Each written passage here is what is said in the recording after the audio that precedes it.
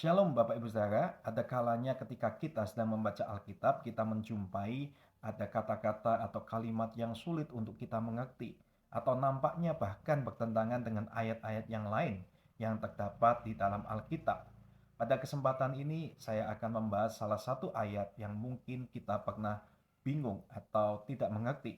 Di dalam Lukas pasal 23 ayat 31 dikatakan, sebab jikalau orang berbuat demikian dengan kayu hidup, apakah yang akan terjadi dengan kayu kering? Mungkin hal ini membingungkan apa yang dimaksud dengan kayu hidup dan kayu kering. Terjemahan bahasa Indonesia ini mungkin banyak orang yang tidak mengerti artinya. Tetapi kalau kita melihat dulu di dalam terjemahan King James Version, itu dikatakan green tree atau pohon hijau atau pohon yang masih hidup.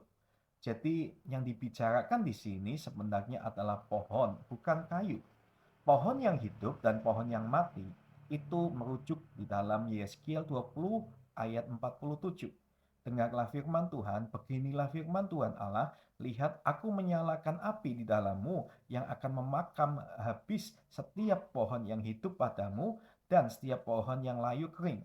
Apinya yang sedang bernyala-nyala tidak akan padam dan semua muka dari selatan sampai utara akan terbakar kepanasan olehnya. Nah, Bapak Ibu Saudara, pohon itu seringkali menjadi gambaran dari manusia.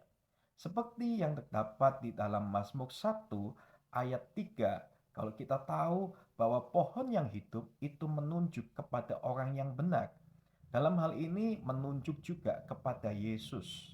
Sedangkan pohon yang kering itu menunjuk kepada mereka yang tidak percaya kepada Tuhan atau orang-orang yang tidak mengenal Tuhan.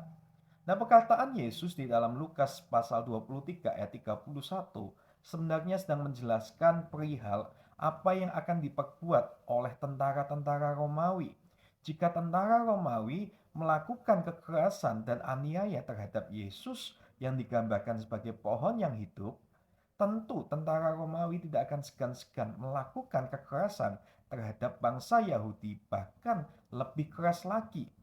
Dan apa yang dimaksudkan Yesus ini terjadi pada tahun 70 Masehi ketika Jenderal Titus dari Roma menghancurkan bait suci yang kedua.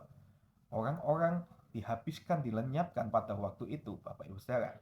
Dan juga Tuhan menunjukkan ayat ini sebagai gambaran jikalau Yesus yang tidak bersalah harus mati dengan cara seperti itu.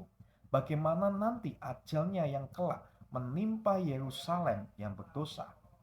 Dan semoga kita paham dengan hal-hal yang seperti ini, Bapak Ibu Saudara. Terima kasih, Tuhan Yesus memberkati.